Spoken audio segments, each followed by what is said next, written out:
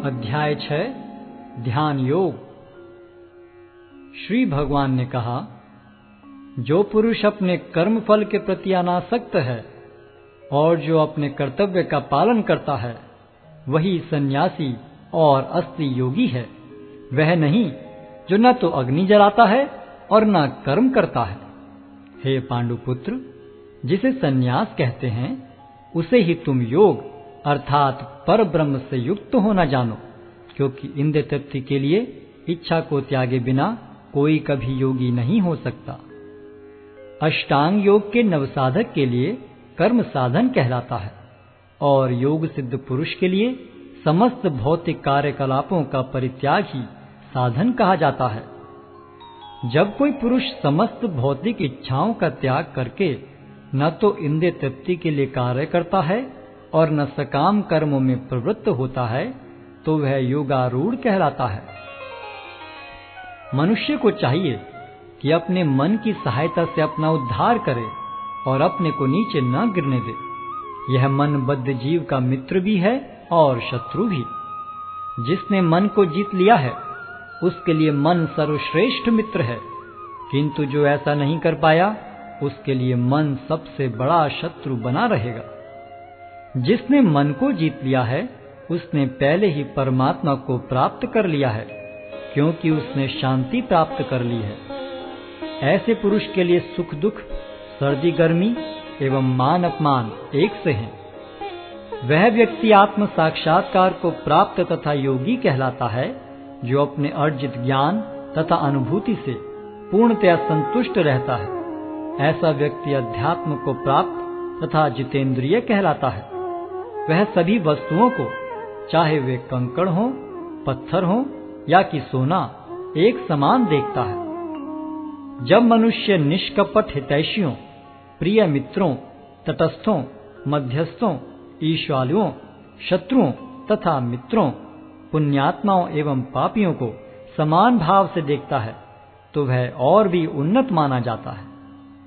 योगी को चाहिए कि वह सदैव अपने शरीर, मन तथा आत्मा को परमेश्वर में लगाए, एकांत स्थान में रहे और बड़ी सावधानी के साथ अपने मन को वश में करे। उसे समस्त आकांक्षाओं तथा संग्रह भाव की इच्छाओं से मुक्त होना चाहिए।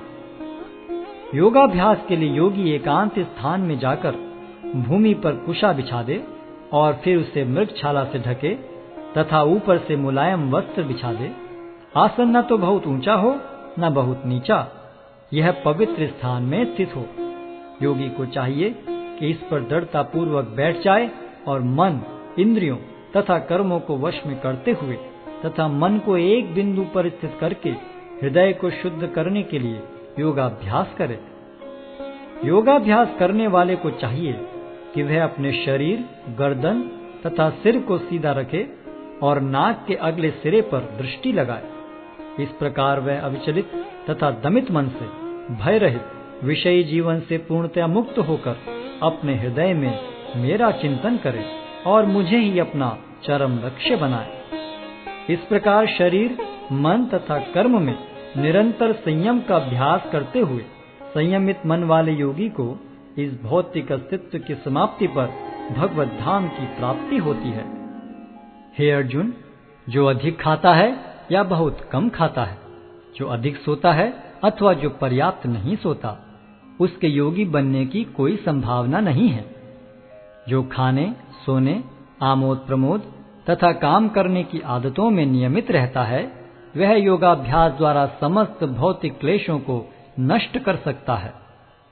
जब योगी योगाभ्यास द्वारा अपने मानसिक कार्यकलापों को वश में कर लेता है और अध्यात्म में स्थित हो जाता है, अर्थात समस्त भौतिक इच्छाओं से रहित हो जाता है, तब वह योग में सुस्थिर कहा जाता है। जिस प्रकार वायु रहित स्थान में दीपक हिलता डुलता नहीं, उसी तरह जिस योगी का मन वश में होता है, वह आत्म तत्व के ध्यान में सदैव स्थिर रहता है। सिद्धि की अवस्था में, जिसे समाधि कहते हैं, मनुष्य का मन योगाभ्यास के द्वारा भौतिक मानसिक क्रियाओं से पूर्णतया संयमित हो जाता है। इस सिद्धि की विशेषता यह है कि मनुष्य शुद्ध मन से अपने को देख सकता है और अपने आप में आनंद उठा सकता है उस आनंदमय स्थिति में वह दिव्य इंद्रियों द्वारा असीम दिव्य सुख में स्थित रहता है। इस प्रकार स्थापित मनुष्य कभी सत्य से विपत नहीं होता और इस सुख की प्राप्ति हो जाने पर वह इससे बड़ा कोई दूसरा लाभ नहीं मानता। ऐसी स्थिति को पाकर मनुष्य बड़ी से बड़ी कठिनाई में भी विचलित नहीं होता। यह निस्संदेह भौतिक संसर्ग से उत्पन्न होने वाले समस्त दुखों से वास्तविक मुक्ति है। मनुष्य को चाहिए कि संकल्प तथा श्रद्धा के साथ योगाभ्यास में लगे और पथ से विचलित न हो। उसे चाहिए कि मनोधर्म से उत्पन्न समस्त इच्छाओं को निरपवाद रूप से त्याग दे और इस प्रकार मन के द्वारा सभी ओर से इंद्रियों को वश में करे। धीरे धीरे क्रमशः पूर्ण विश्वास पूर्वक बुद्धि के द्वारा समाधि में स्थित होना चाहिए और इस प्रकार मन को आत्मा में ही स्थित करना चाहिए और अन्य कुछ भी नहीं सोचना चाहिए। मन अपनी चंचलता तथा अस्थिरता के कारण जहां कहीं भी विचरण करता हो, मनुष्य को चाहिए कि उसे वहां से खींचे और अपने वश में लाए। जिस योगी का मन मुझ में स्थिर रहता है वह निश्चय ही दिव्य सुख की सर्वोच्च सिद्धि प्राप्त करता है। वह रजोगुण से परे हो जाता है। वह परमात्मा के साथ अपनी गुणात्मक एकता को समझता है और इस प्रकार अपने समस्त विगत कर्मों के फल से निवृत्त हो जाता है। इस प्रकार योगाभ्यास में निरंतर लगा रहकर आत्म संयमी योगी समस्त भौतिक कलमश से मुक्त हो जाता है और भगवान की दिव्य प्रेम भक्ति में परम सुख प्राप्त करता है। वास्तविक योगी समस्त जीवों में मुझको और मुझ में समस्त जीवों को देखता है। निस्संदेह स्वरूप सिद्ध व्यक्ति मुझ परमेश्वर को सर्वत्र देखता है। जो मुझे सर्वत्र देखता है और सब कुछ मुझ में देखता है, उसके लिए न तो मैं कभी अदृश्य होता हूं और न वह मेरे लिए दृश्य होता है। जो योगी मुझे तथा परमात्मा को अभिन्न जानते हुए परमात्मा की भक्ति पूर्वक सेवा करता है, वह हर प्रकार से मुझ में सदैव स्थित रहता है।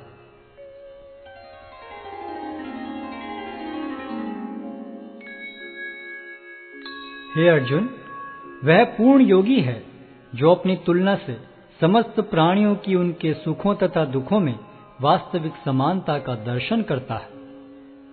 अर्जुन ने कहा, हे मधुसूदन, आपने जिस योग पद्धति का संक्षेप में वर्णन किया है वह मेरे लिए अव्यवहारिक तथा असहनीय है, क्योंकि मन चंचल तथा अस्थिर है।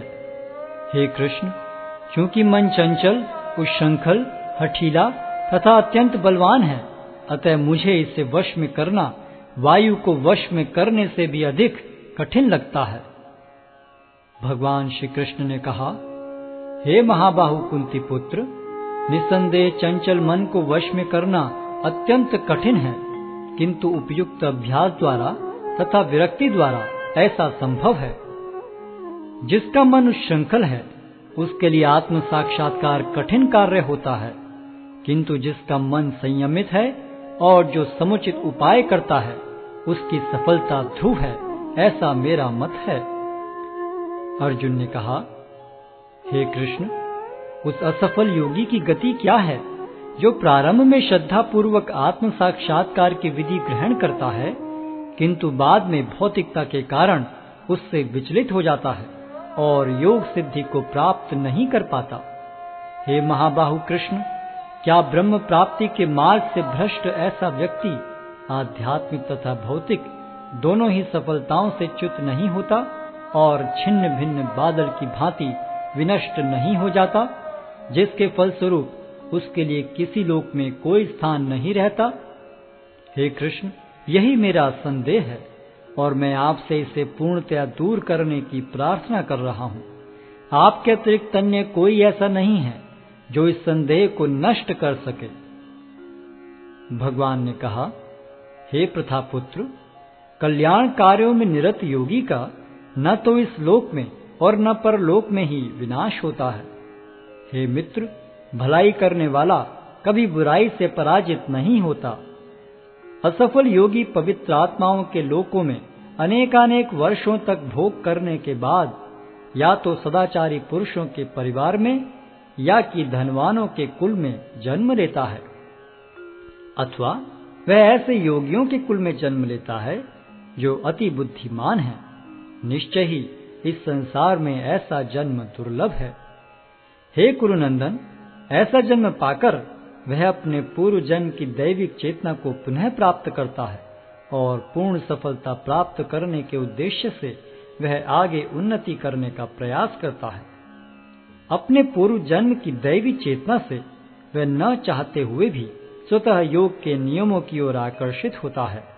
ऐसा जिज्ञासु योगी शास्त्रों के अनुष्ठानों से परे स्थित होता है, और जब योगी समस्त कलमश से शुद्ध होकर सच्ची निष्ठा से आगे प्रगति करने का प्रयास करता है, तो अंततो गत्वा अनेकानेक जन्मों के अभ्यास के पश्चात सिद्धि लाभ करके वह परम गंतव्य को प्राप्त करता है। योगी पुरुष तपस्वी से, ज्ञानी से तथा सकाम कर्मी से बढ़कर होता है। अतः हे अर्जुन, तुम सभी प्रकार से योगी बनो, और समस्त योगियों में से जो योगी अत्यंत श्रद्धा पूर्वक मेरे परायण हैं, अपने अंतःकरण में मेरे विषय में सोचता है और मेरी दिव्य प्रेम भक्ति करता है, वह योग में मुझसे परम अंतरंग रूप से युक्त रहता है और सबों में सर्वोच्च है। यही मेरा मत है।